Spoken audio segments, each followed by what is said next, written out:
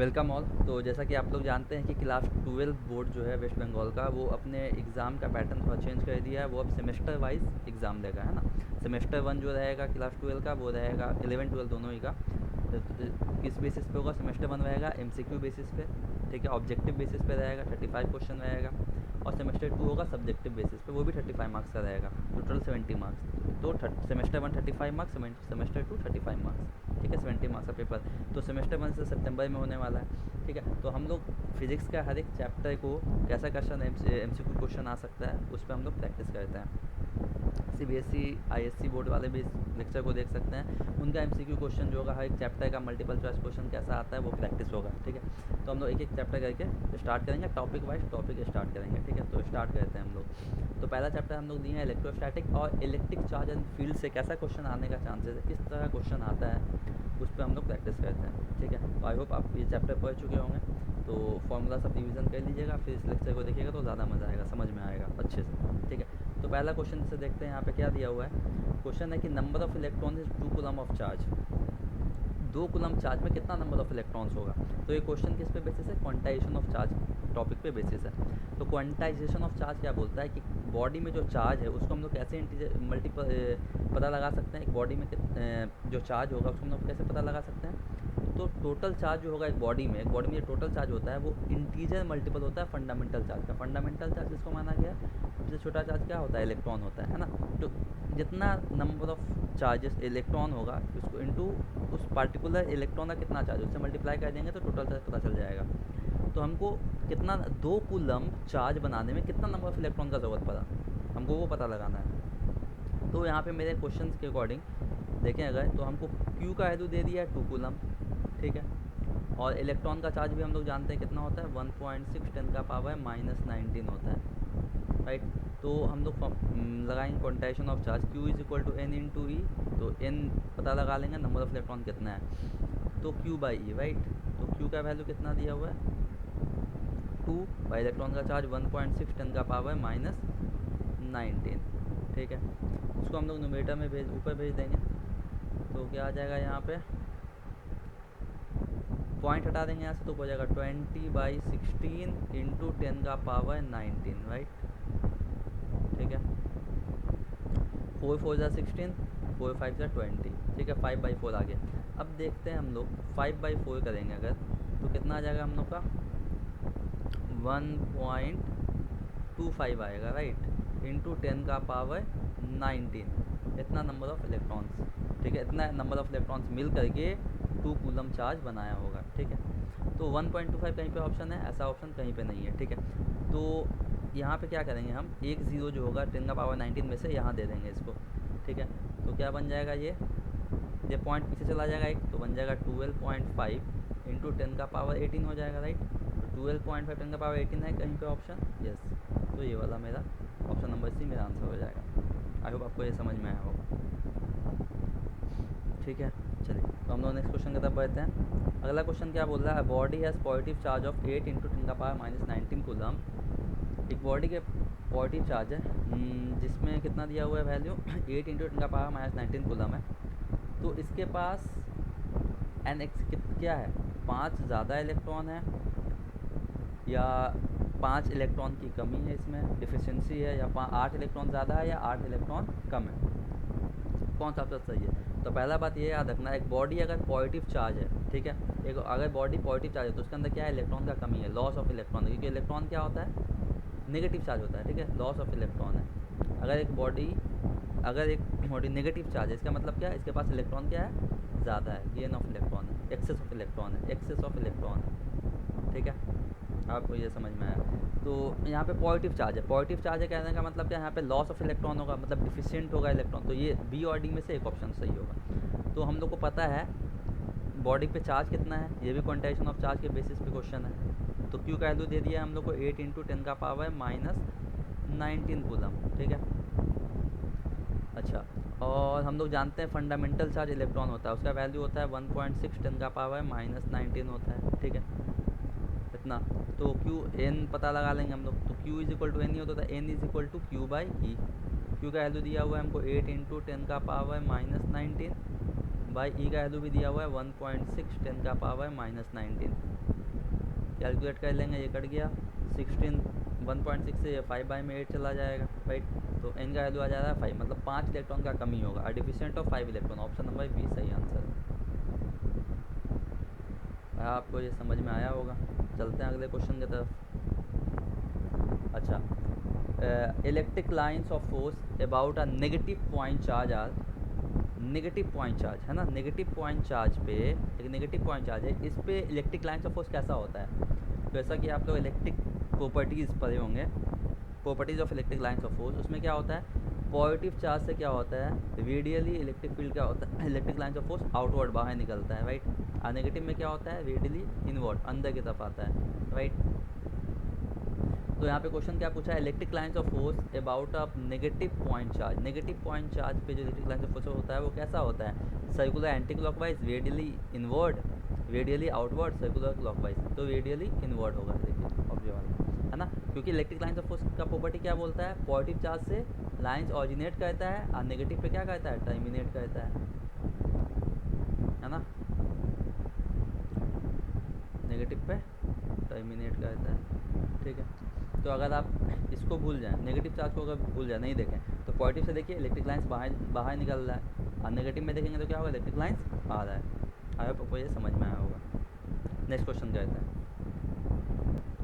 अगला क्वेश्चन क्या बोला है, a force between two charges separated by a distance is F. ठीक है, दो चार्ज है मेरा, मान लेते हैं एक चार्ज है Q1 और दूसरा चार्ज है मेरा Q2।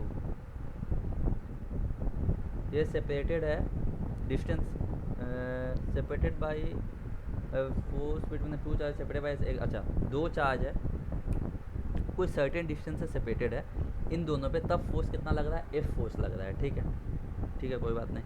तो मान लेते हैं एफ फोर्स लग रहा है, ठीक है, कितना फोर्स इज इक्वल टू, पहले कितना पड़ेगा B4, पहले है ना, B4 पता लगा लेते हैं, B4 तो 1/4 पाई एप्सिलॉन नॉट, है ना, Q1 Q2 बाई R², इतना फोर्स Q1 Q2 बाई, अब डिस्टेंस कितना दोनों के बीच का D है, तो क्या लिखेंगे D², ठीक है।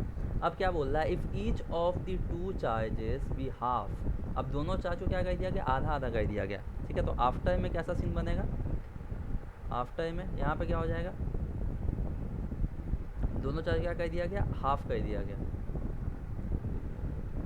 If each of the two charges भी हाफ, दोनों चार्ज क्या कर दिया गया, हाफ कर दिया गया। इसको कर दिया गया Q1/2, इसको कर दिया गया Q2/2, ठीक है, Q1/2 Q2/2। अच्छा, और क्या बोला है यहाँ पे, the distance between them is also, distance को भी हाफ कर दिया गया है, ठीक है। तो सॉरी, इसको थोड़ा सा हम लोग ये कर लेते हैं शॉर्ट, तो ये हो गया मेरा हाफ, Q2/2, डिस्टेंस हो गया हाफ, D/2, ठीक है। अच्छा, तो अभी कितना फोर्स होगा, अब मान लेते हैं यहाँ पे फोर्स हो गया मेरा, मान लेते हैं इसको F1 मान लेते हैं, ये इसको मान लेते हैं F2, ठीक है। तो फोर्स हो जाएगा 1/4 पाई एप्सिलॉन नॉट, ठीक है, Q1 Q1 कितना है, Q1/2, और Q2 कितना है, Q2/2, तो इसको लिखेंगे Q1/2 Q2/2 बाई डिस्टेंस कितना हो गया, D/2 का स्क्वायर, राइट, अभी लिखेंगे D/2 का स्क्वायर, ठीक है। अच्छा, अब इसको सॉल्व कर लेते हैं हम लोग, तो यहाँ पे आ जाएगा मेरा F2 is equal to 1/4 pi epsilon naught Q1 Q2/4, right, और ये 2 का स्क्वायर हो जाएगा 4, तो इसको हम लोग कैसे लिख सकते हैं सर, Q1 Q2/4, ये 2 2 4, अच्छा, और यहाँ पे D²/4 हो जाएगा, राइट, DS, तो यहाँ पे 4 ऊपर चला जाएगा बाई D² ऐसे आ जाएगा, राइट। तो ये 4 से ये वाला 4 कट जाएगा। अच्छा, तो यहाँ पे हम जो कैलकुलेट कर लेंगे तो F2 कितना आ जाएगा sir, F2 is equal to 1/4 pi epsilon naught Q1 Q2/D²। अच्छा, ये 1/4 pi epsilon naught Q1 Q2/D², अब यहाँ देखेंगे 1/4 pi epsilon naught Q1 Q2/D², इसको F ही मानते हैं अभी, ठीक है, पहला फोर्स जो है, तो ये किसके बराबर है, ये पूरा जो पहले फोर्स था, ठीक है, F1 ही रखते हैं, जो पहले फोर्स था वही बाद वाला भी फोर्स है ना, तो यहाँ पे F2 जो हो गया ये वाला वैल्यू F1 से मैच करवाता है, F2 is equal to F1, मतलब जो फोर्स पहले था ये फोर्स बाद में भी है, मतलब F2 is equal to F1, मतलब दोनों फोर्स क्या है, सेम है, तो फोर्स कोई चेंजेस नहीं होगा, तो ऑप्शन नंबर ए सही रहेगा, जो फोर्स पहले था वही बाद में भी है, क्योंकि चार्ज को तो आधा किया गया, साथ में डिस्टेंस को भी आधा कर दिया गया, इसलिए वो फोर्स वो इफेक्ट क्या कर दिया, उसको नलीफाई कर दिया, न्यूट्रलाइज कर दिया। आई होप आपको ये समझ में आया होगा। अगला क्वेश्चन क्या बोला, which of the following is not a property of electric lines of force, इसमें से कौन सा इलेक्ट्रिक लाइन्स ऑफ फोर्स का प्रॉपर्टी नहीं है, ठीक है। तो पहला पॉइंट क्या है, दे ऑरिजिनेट एट पॉजिटिव चार्ज, हाँ पॉजिटिव चार्ज इलेक्ट्रिक लाइन्स क्या कहता है सर, ऑरिजिनेट कहता ही है, ठीक है, पहला पॉइंट सही है, इसमें कोई गलती नहीं।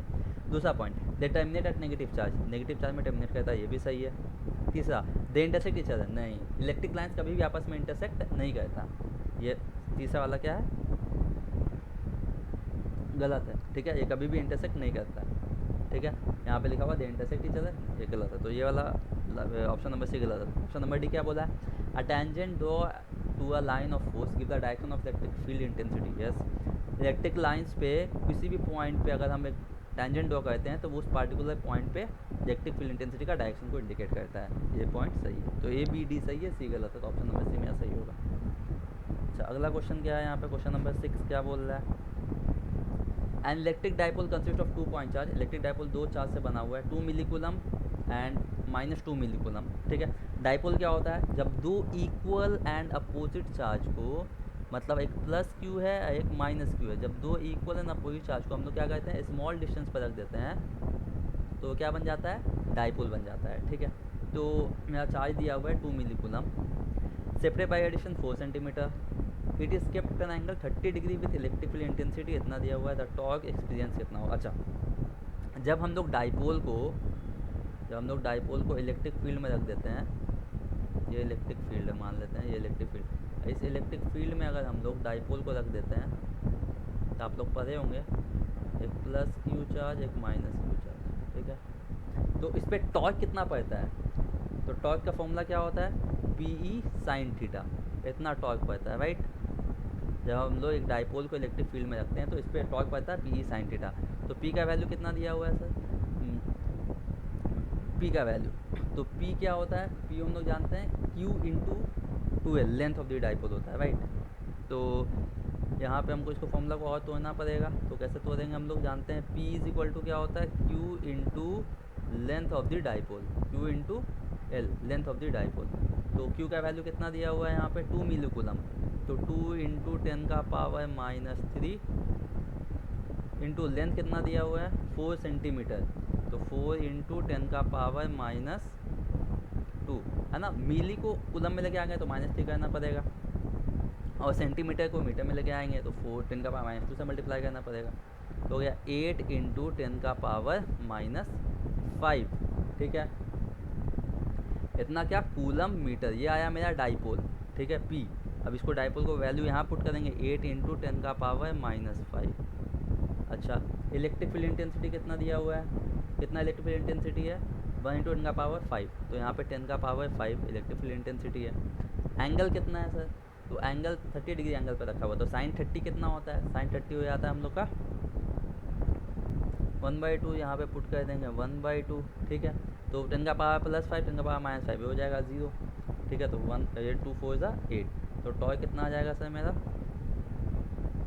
टॉर्क आ जाएगा मेरा 4 न्यूटन मीटर, टॉर्क कितना आ जाएगा, टॉर्क आ जाएगा 4 न्यूटन मीटर, तो ये वाला ऑप्शन नंबर डी सही है, ठीक है। ओके, अच्छा अगला क्वेश्चन में चलता है, आपको समझ में आ रहा होगा, डाइलेक्ट्रिक कांस्टेंट क्या होता है इंसुलेटर का, तो इंसुलेटर का डाइलेक्ट्रिक कांस्टेंट क्या होता है, इंसुलेटर का हमेशा डाइलेक्ट्रिक कांस्टेंट जो होता है वो हमेशा 1 से ज़्यादा होता है, तो यहाँ पे 1 से ज़्यादा वैल्यू है 5, तो 5 सही होगा। अगला क्वेश्चन पूछ रहा है, अ dipole place in uniform electric field, एक डाइपोल को जब हम लोग यूनिफॉर्म इलेक्ट्रिक फील्ड में डाल देते हैं किसी भी एंगल पे, तो उसको क्या यूनिफॉर्म इलेक्ट्रिक फील्ड, कंडीशन यहाँ कैसा है, इलेक्ट्रिक फील्ड कैसा है सर, यूनिफॉर्म इलेक्ट्रिक फील्ड। अगर हम लोग यूनिफॉर्म इलेक्ट्रिक फील्ड में डाइपोल को डालते हैं, अगर हम लोग यूनिफॉर्म इलेक्ट्रिक फील्ड में डाइपोल को डालते हैं तो उस पर क्या क्या होता है, पहला क्या उस पर सिर्फ फोर्स पड़ता है, क्या सिर्फ उस पर टॉर्क पड़ता है, या दोनों पड़ता है, या दोनों ही नहीं पड़ता है, ना फोर्स ना टॉर्क, तो ऑप्शन क्या होगा, याद रखिएगा, अगर यूनिफॉर्म इलेक्ट्रिक फील्ड है तो सिर्फ और सिर्फ टॉर्क पड़ेगा। नेट फोर्स जो होगा वो ज़ीरो होगा, क्योंकि जो फोर्स इधर पड़ेगा प्लस क्यू चार्ज पे, वही फोर्स माइनस क्यू चार्ज पे ही पड़ेगा, लेकिन अपोजिट डायरेक्शन हो जाएगा, तो नेट फोर्स जीरो हो जाएगा, लेकिन टॉर्क पड़ेगा। ठीक है ना, मतलब क्या, ये डाइपोल रोटेट करेगा, टॉर्क पड़ेगा मतलब डाइपोल रोटेट करेगा, लेकिन ट्रांसलेशन मोशन आगे की तरफ नहीं बढ़ेगा, सिर्फ यहीं पे ऐसे ऐसे गोल गोल घूमेगा, रोटेट करेगा, सिर्फ ओनली या टॉर्क पड़ेगा। ऑप्शन नंबर बी सही होगा। ठीक है, आई होप आपको ये समझ में आ रहा होगा। तो डाइपोल को जब हम लोग यूनिफॉर्म इलेक्ट्रिक फील्ड में डालते हैं तो सिर्फ और सिर्फ उस पर टॉर्क पड़ता है। अगर नॉन यूनिफॉर्म इलेक्ट्रिक फील्ड डालेंगे, मतलब क्या, इलेक्ट्रिक फील्ड क्या हो रहा है, वैरी हो रहा है, चेंज हो रहा है, तो उस पर टॉर्क भी पड़ेगा एज वेल एज फोर्स भी पड़ेगा। मतलब ये इस केस में क्या होगा, ये डाइपोल जो है ये आगे भी बढ़ेगा और रोटेट भी करेगा, और क्या करेगा, रोटेट करते हुए आगे बढ़ेगा। ठीक है, पर यहाँ पे क्या बोला है क्वेश्चन में, यूनिफॉर्म इलेक्ट्रिक फील्ड है, तो यूनिफॉर्म इलेक्ट्रिक फील्ड में क्या पड़ेगा, सिर्फ और सिर्फ टॉर्क पड़ेगा बस। ठीक है, फोर्स, नेट फोर्स जीरो पड़ता है। अगला क्वेश्चन, तो an electric dipole of moment, electric dipole का डाइपोल मोमेंट दिया हुआ है पी, यूनिफॉर्म इलेक्ट्रिक फील्ड में डाले हैं, ई है यूनिफॉर्म इलेक्ट्रिक फील्ड, टॉर्क कितना पड़ेगा। तो जब हम लोग यूनिफॉर्म इलेक्ट्रिक फील्ड में अगर हम लोग डाइपोल को रखते हैं, तो डाइपोल पे टॉर्क कितना पड़ता है, plus Q charge minus Q, equal and opposite होता है चार्ज डाइपोल में, लेंथ ऑफ डाइपोल है। ठीक है, इलेक्ट्रिक फील्ड तो कितना टॉर्क पड़ता है, जब हम लोग यूनिफॉर्म इलेक्ट्रिक फील्ड में डाइपोल को रखते हैं तो टॉर्क कितना पड़ता है, पी ई साइन थीटा पड़ता है, पी ई साइन थीटा, और इसको वेक्टर फॉर्म में लिख सकते हैं, P vector cross E vector, क्योंकि आप लोग वेक्टर में पढ़े होंगे कि ए वेक्टर क्रॉस बी वेक्टर क्या होता है, ए बी साइन थीटा होता है। ठीक है, तो उसी तरह से पी ई साइन थीटा, तो P vector cross E vector कहीं पे है, हाँ क्रॉस ये बी, ऑप्शन नंबर बी सही है। अच्छा, अगला क्वेश्चन, तो इस तरह क्वेश्चन, इस टाइप का क्वेश्चन पूछेगा एग्जाम में। अगला क्वेश्चन क्या है, SI unit of free space permittivity, permittivity का ऐसा यूनिट क्या होता है, सिंपल है, एकदम आराम से पता लगाएंगे। फोर्स का फॉर्मूला हम लोग जानते हैं, जब दो चार्ज को हम लोग रखते हैं आर डिस्टेंस पे, तो कितना फोर्स पड़ता है, 1/4πε0 Q1 Q2/r²। ठीक है, तो हम लोग क्या कहते हैं, ε0 को लेफ्ट साइड में भेज देते हैं, तो ε0 इज इक्वल टू कितना आ जाएगा सर, 1/4π, ये तो नंबर ही वैल्यू रहेगा, Q1 Q2/f/r²। ठीक है, अब इसी बेसिस पे यूनिट निकाल लेंगे। चार्ज का यूनिट क्या होता है सर, कूलम होता है, Q2 ये भी चार्ज, इसका यूनिट क्या होगा, कूलम होगा। फोर्स का यूनिट क्या होता है, न्यूटन होता है। डिस्टेंस का यूनिट क्या होता है, मीटर होगा, तो स्क्वायर हो तो मीटर स्क्वायर हो जाएगा। अब 1/4π ये तो नंबर है, तो नंबर का कोई यूनिट नहीं होता, तो क्या हो जाएगा सर, CA² न्यूटन इनवर्स, ऊपर लेके जाएंगे न्यूटन इनवर्स, m का पावर -2, तो ये कहीं पे मैच कर रहा है इस तरह का, Newton inverse CA² Newton inverse m का CA² न्यूटन इनवर्स m का पावर -2, न्यूटन इनवर्स m का power CA² Newton inverse m का पावर, ऑप्शन नंबर सी सही लगा, तो ऑप्शन नंबर सी मार्क करेंगे। ठीक है, तो आई होप को ये क्वेश्चन समझ में आया होगा। इस तरह क्वेश्चन नेक्स्ट क्लास में हम लोग और सेट ऑफ क्वेश्चन प्रैक्टिस करेंगे। ठीक है, तो अगर आपको नोट्स चाहिए इसका, तो डिस्क्रिप्शन में लिंक होगा, आप वहाँ से उस ग्रुप को, व्हाट्सएप ग्रुप को ज्वाइन कर लीजिएगा। ठीक है, वहाँ पे आपको ये नोट्स मिल जाएगा। तो आई होप को ये समझ में आया होगा। Thank you.